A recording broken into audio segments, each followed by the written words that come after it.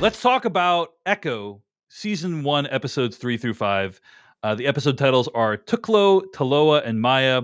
In these episodes, reading from the plot description, Maya learns the meaning of collateral damage as Fisk's ruthless army arrives in Tamaha, Oklahoma. She finds herself at a crossroads, facing the shadows of her past and contemplating her future. And in episode 5, the finale, the lives of Maya's family hang in the balance as Fisk's army invades the Choctaw Nation powwow. Let's talk about overall thoughts and then talk about a few more spoilery thoughts. But Patrick Klepek, at the end of the day, do you think people should watch Echo? Man, we just finished talking about She-Hulk being a show, that there's something interesting here. But I don't think the show ever managed to fully capture what it could have been. I have a note here from episode 4 where I said, I wrote to myself, how is this show almost over already? It doesn't have a particularly coherent arc. I don't think it's a particularly satisfying arc. I don't have any sense of the production, how many episodes were there meant to be. I can't get into that, but it feels like a meddled with work, especially as we head towards the finale. There are so many individual elements, big ideas, small touches that I think are incredibly cool. I love the character. I love the little community. I love a lot of the side characters who are given absolutely no room to breathe. I don't understand why Echo's best friend, who is built up by the show to play a very important role, and then there's no role to play for her by the end, because it feels almost desperately obvious that was a subplot furiously edited out to try and make all this work. I think Kingpin is probably a top 2 villain across the entire MCU if we're now folding in the Netflix shows, I think. And he is almost completely wasted here to really do nothing other than set up what might be happening in a future Daredevil season. It's one of those that I, on the one hand, there are so many things about it that I like enough that because it's such a short running time, and even the episodes themselves aren't that long. I don't feel like it's a profound, it's not a waste of time. It is absolutely not. And also, it doesn't waste your time in the sense that even the finale, I think, is 34 minutes long. Like, it is not luxuriating and sticking around for 8 to 10 episodes, 45, 55 minutes long. Like, I think all told, this show is 4 hours, maybe at most. And weirdly, I wish it was longer. I wish it could actually sit in this world and these characters more. Because I can't quite tell with some of the things I have a problem with, like the absence of, an expansion on her best friend, or what's up with these powers. Is that stuff just on the cutting room floor? The show seems too smart in other ways to have not thought through these other things. And it just feels like I've been handed a rough draft of a show or something that's just been chopped to pieces. And it makes me a little sad. Like, there are a few of these shows that I've been, when we reviewed Secret Invasion, I mean, that was a giant waste of time. Right. But I don't know that I was sad at the end of it. It's like, well, they could, this wasn't a great use of Samuel L. Jackson and hundreds of millions of dollars. But like this one, especially with this character, what it represents to like be on screen this way, it was like, man, this show should have been a home fucking run. And I don't know, it stops a little after first base and you're left going, it's a lot of interesting ideas. I didn't hate the time I spent with it, but boy, I wish it could have been a more confident show and a tighter one. It's rare when this happens, but I think I 100% agree with everything you just said. I think the thing is, I actually think you're underselling how good some aspects of a show are. There's some stuff in this show that's incredible, like just unbelievably good. And then there's stuff that I would say is mild to moderate bad. Yeah. And they're about equal parts each, I would say. And so, and you're right. The fact that it's only less than 3 hours long for the whole thing makes it very easy to forgive the problems, because at the end of the day, hey, you watch the 2.5 hour, 3 hour thing, and there were some good elements to it and some bad ones. Like, hey, that's not bad. I would say in terms of Marvel shows, definitely middle of the pack. Like Yeah.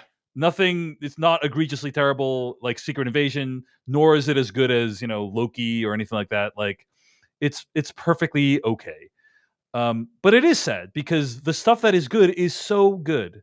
And I do think it's worth praising. So let's talk about some of those things. Um, so let's get into like a few of the spoilery things that I do want to mention. One of them is no, I am not a member of the deaf community. I don't uh, use American Sign Language, so like I can't say how good representation this was, but from an outsider's perspective, it seemed to be really strong. And what I mean by that is there were vast portions of the show that took place just with characters communicating in American Sign Language with subtitles and nothing else. Like nothing to spice it up or nothing. Like they could have easily figured out a way around that. They could have had like a translator that like spoke the words all the time. But they didn't. They committed to that path.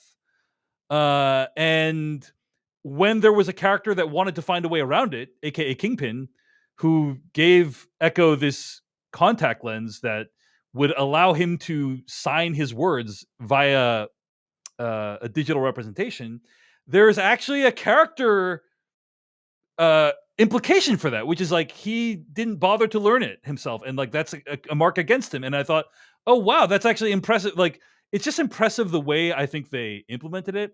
Couple that with the fact that it really does feel like a love letter to Choctaw Nation, and it feels like they took a lot of time to like show the various elements of these people and their history. I loved how every episode began with this flashback, and Yeah. it's just like, oh, every flashback is different visually and aesthetically and in terms of what's actually going on narratively in each of the flashbacks, and serves a different plot function. That's like incredible stuff that like Marvel just doesn't generally do. And so it earns a lot of credit for literally all that stuff I just said.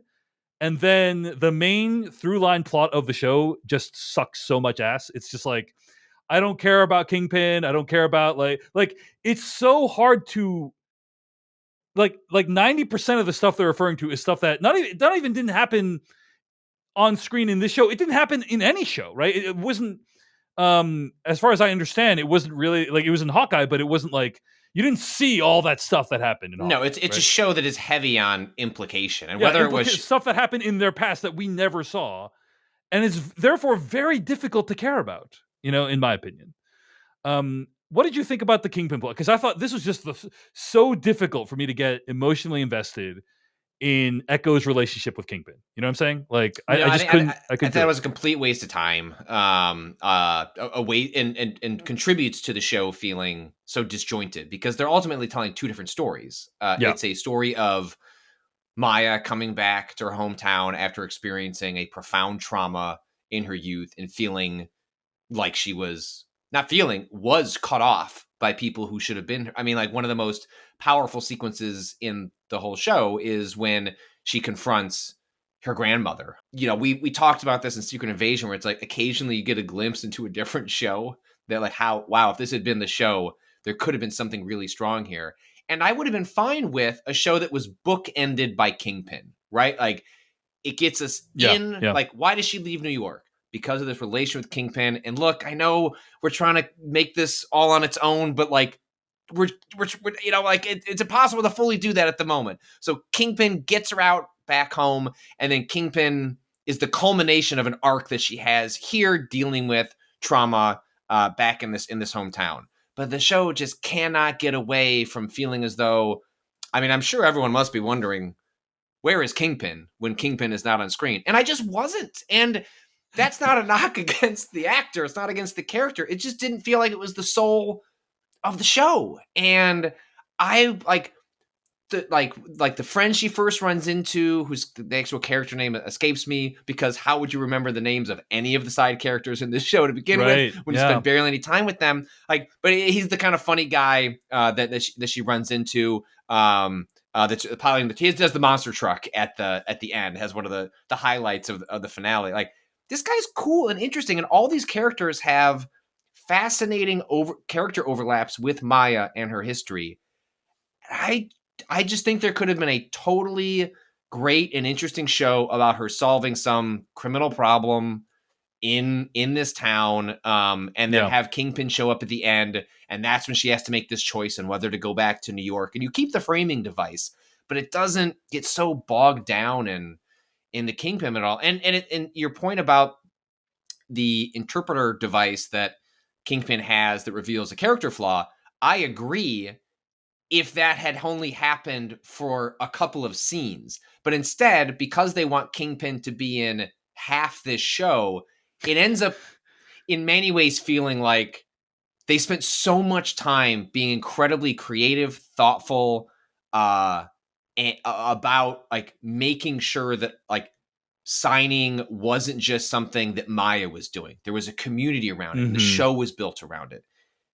But Kingpin he's got to talk a lot. And like, what are we going to put an interpreter behind him? Like, it just felt like a shorthand that cheapened. Yeah, I don't know if I agree with that because I think they could have just made if they wanted to go that way, they could have just said, okay, Kingpin knows ASL now. Like they could Right. have just done it, and so I think it was very purposeful, and I didn't have a problem with it. But it's fair. Hey, if you want to hate on Kingpin more as a character in the show, I'm happy to join you there. I think I have to say the scene when I think it's when Maya's mom is explaining to her Hmm. via flashback, like, hey, all of your ancestors are with you in that moment. It was very beautiful and moving. I just so moved by that scene and explaining the title of the show, like, you're an echo of Yeah. our, Oh, of your past. And I was like, oh, this, as I was watching this, I was thinking to myself, this is incredible. And I've never seen anything like Marvel do anything like this before. Like I've never seen a scene just structured like this where A, we have all these flashbacks, B, the scene is being done in ASL. Like it's just like, wow, it's all coming together in such a beautiful way. But unfortunately, I agree that overall the show is kind of a complete mess. And I don't know if you noticed, Patrick, but some of the episodes have 6 writers for some very basic material. So what I yeah. feel like is what happened is, as you said, it's been edited to shreds. They've gone back, they've retooled it over and over again.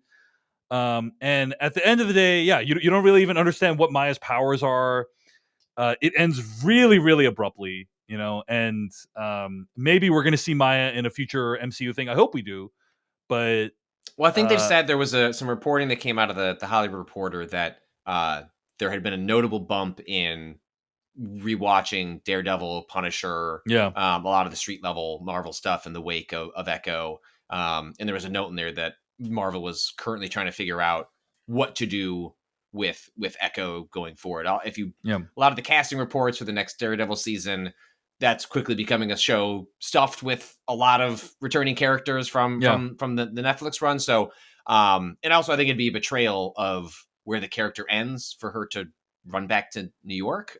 So I frankly, weirdly, like for like maybe we don't get a She-Hulk, but like I would love if they found a way to do a second season of Echo where you could kind of get a redo of what just happened here and just keep her out hmm, here. I would love if she could kind of carve out her own little community. I think there's plenty more to explore there with the character, and so that's my hope is that they manage to find a way to justify doing a second season of it because certainly relative to She-Hulk, the show doesn't look that expensive, and it seems like the kind of show where you could structure a plot and an arc that kept itself pretty contained. So yeah, if the character's so interesting that I desperately hope, I'm like with you, I hope they find a way to keep her around because uh, she's just very novel and interesting, and even representation aside, like the possibilities she just introduces creatively, like when they were the scene where they were kidnapped at the roller rink and were using uh like signaling to one another to communicate because they knew that the other people couldn't. I was like, that's just, it allows you to do something that you can't do with all these other traditional characters. And I was like, that's really fucking neat. And there is probably a lot more that you could do with a character and a group of characters that can communicate that way. I agree. And also the way the show uses sound is interesting. For instance, in the finale episode, there is a scene when all the sound cuts out and you're just experiencing Yeah. it as Echo would experience it, and that was like, oh wow. I think the show in general, when it comes to uh, the deaf experience, has been like pretty thoughtful. You know, again, I'm not a member of the community, so like I don't know, but um, it's every time you hear sound or the way sound is deployed feels very deliberate, and the finale was no exception. And so yeah, there's a lot of interesting things that the show does. So we'll see. It was also reported that Daredevil Born Again has restarted production after a lengthy hiatus because of the strikes. So who knows what's going to happen there? Maybe the new Daredevil is going to see Murdoch visit Tamaha, Oklahoma, right? Is that where it is? I think so, yes. Perhaps. Hey everyone, David Chen here. Thank you so much for watching that video from Decoding TV. If you want to get an audio version of the show, all you got to do is go to podcast.decodingtv.com.